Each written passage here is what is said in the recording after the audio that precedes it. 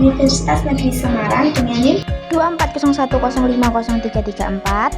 Belajar dari Rombala akan mengerjakan ulangan tengah semester yang diampu oleh Ibu Sami dengan menjawab pertanyaan-pertanyaan dengan menggunakan video.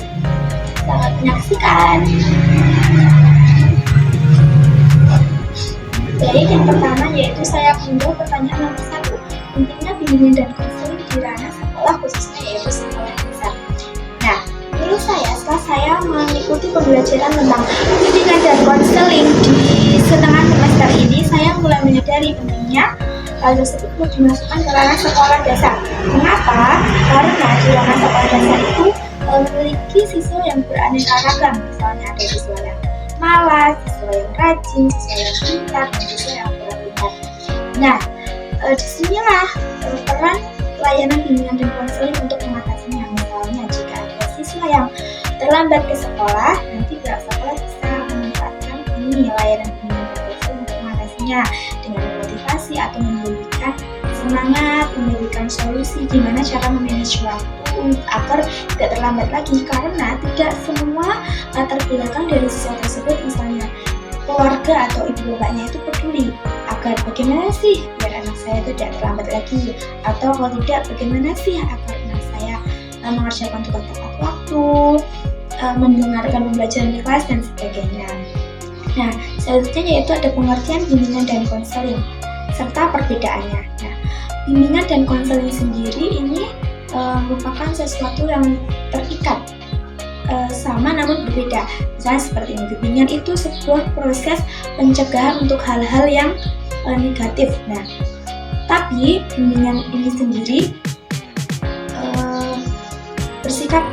bersifat luas. Nah, sedangkan kalau konseling ini bersifat lebih mendalam atau personal. Misalnya pencegahan agar siswa tidak malas.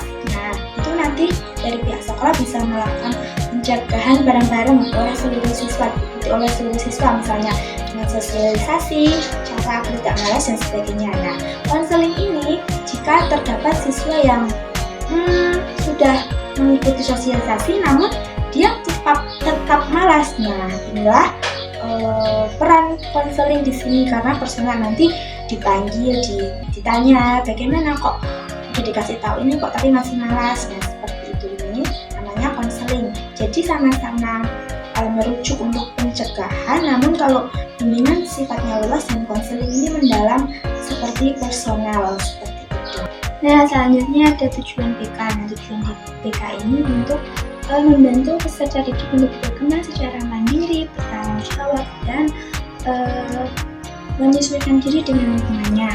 Kemudian untuk fungsinya ada 5, ada fungsi pemahaman, pencegahan, pengentasan, pemeliharaan, dan pengembangan. Saya beri contoh fungsi pencegahan, misalnya upaya guru BK untuk siswa agar tidak terjerumus ke pergaulan bebas. Nah, selanjutnya untuk fungsi pengentasan, misalnya ada 2 siswa yang berkelahi. Nah, guru BK ini berperan untuk mengentaskan mereka agar tidak bermusuhan, agar tidak berkelahi lagi, seperti memberikan motivasi atau membimbing untuk perdamaian itu lebih bagus, seperti itu. Nah, selanjutnya ada orientasi BK. Untuk orientasi BK ini tidak serta-merta pencegahan masalah, namun juga untuk mengembangkan potensi diri siswa. Misalnya ada siswa yang pintar menggambar namun dia tidak pede untuk menunjukkannya. Nanti guru BK bisa memberikannya bimbingan untuk membuat poster atau mengikuti lomba-lomba agar bakat yang dimilikinya itu bisa tersalurkan, seperti itu. Nah, selanjutnya ada asas BK. Asas BK itu ada 5 juga, ada asas kerahasiaan, asas keterbukaan, asas kemandirian, asas kegiatan, dan asas kesukarelaan. Nah, saya contohnya yaitu asas kerahasiaan. Misalnya jika ada siswa yang curhat tentang masalahnya, guru tentu tidak boleh menyebarkannya atau harus rahasia, ini hanya guru BK dan siswa tersebut. Kemudian untuk kesukarelaan, misalnya jika ada siswa yang tadi kan siswanya udah bercerita, nah kalau siswanya nggak mau bercerita lebih dalam, ya udah tidak usah dipaksa. Nah, kalau ada masalah itu guru BK itu tidak langsung memberikan solusi agar kita menerapkan asas kemandirian. Nah, selanjutnya yaitu ada landasan. Nah, landasan PK itu ada landasan filosofis, ada landasan sosial, landasan psikologi, dan landasan pedagogis.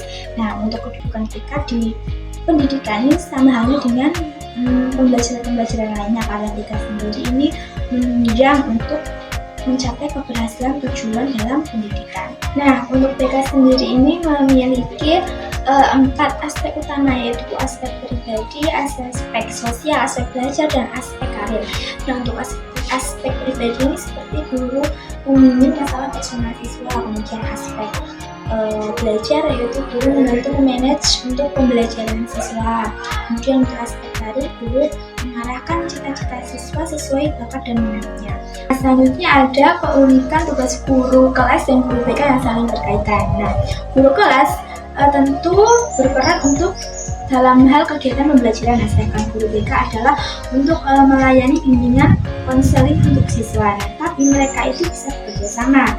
Misalnya saat pembelajaran di kelas, guru itu mendapati murid yang murung atau sedih seperti itu. Kemudian guru kelas berkonfirmasi kepada guru BK, Bu, misalnya Ani kok murung ya di kelas, minta bantuannya untuk dikonseling.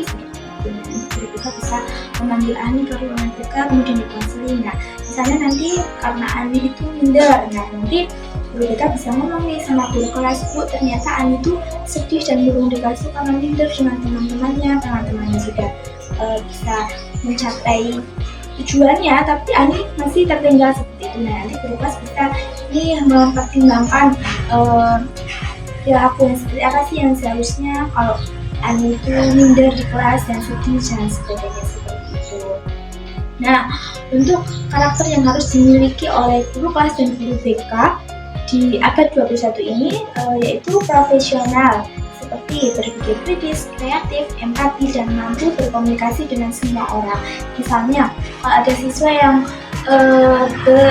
curhat seperti itu baik guru kelas maupun guru BK, nah itu kita harus mempunyai solusi yang menyenangkan, memberikan empati tanpa menghakimi seperti itu. Jadi nanti siswa yang kita ambil itu bisa tenang dan percaya kalau ini bercerita atau bercurhat kepada kita seperti itu.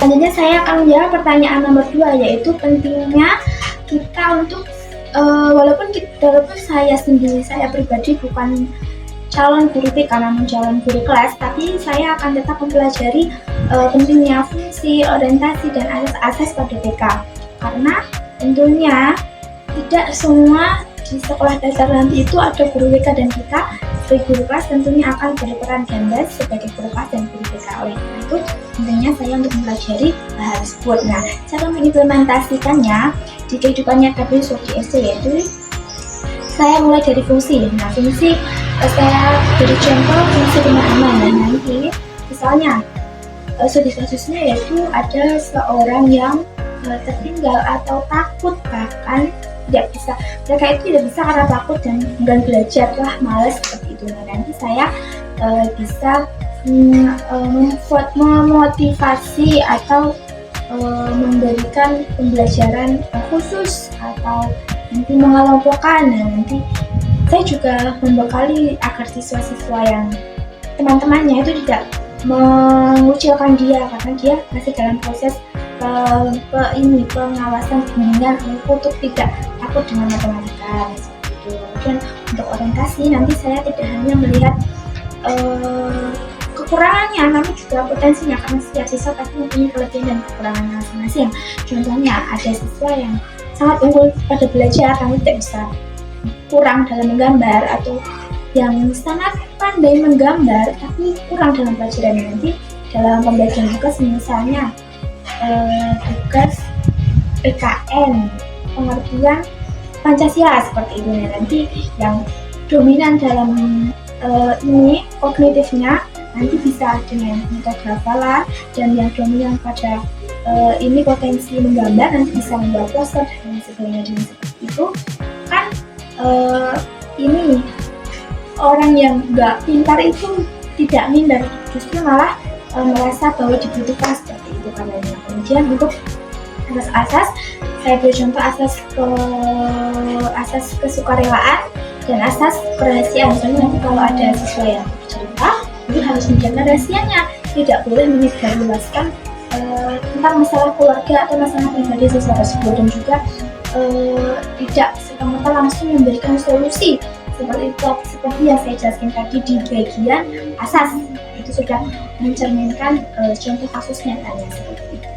Mungkin sekian video UTS untuk menjawab soal-soal pertanyaan dengan menggunakan video dari saya. Wassalamualaikum warahmatullahi wabarakatuh. Terima kasih.